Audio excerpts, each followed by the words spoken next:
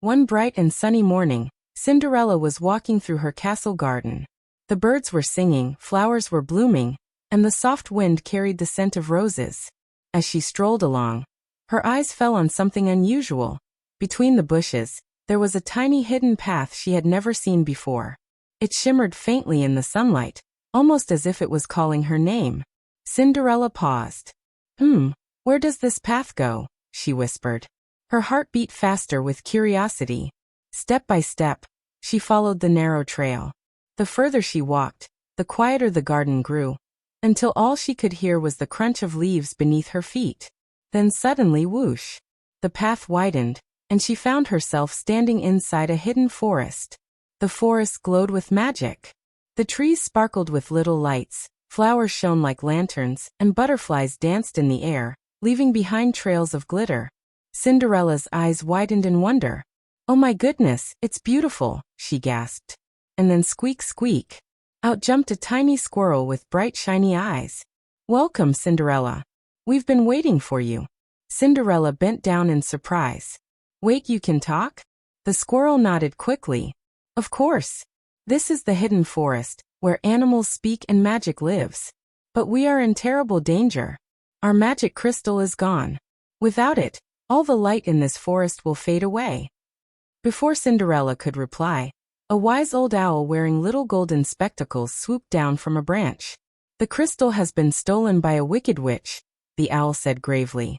"If it isn't returned soon, the forest will fall into darkness." Cinderella clenched her hands. "Don't worry.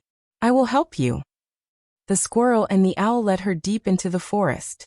The path grew darker, the air colder. Strange shadows flickered across the trees. Finally, they reached a huge cave at the edge of the forest. From inside came the sound of crackling fire and an eerie laugh. Cinderella took a deep breath. "Stay behind me," she whispered. Slowly, she stepped into the cave. There, in the middle of the dark chamber, stood the witch, tall and scary, holding the glowing crystal in her bony hands. "So you dare to enter my cave?" she hissed. "This crystal is mine, and no one will ever take it back." Cinderella's knees trembled, but she stood tall. "The forest needs that crystal, and I won't let you keep it." The witch raised her crooked staff, and shadows swirled around the cave.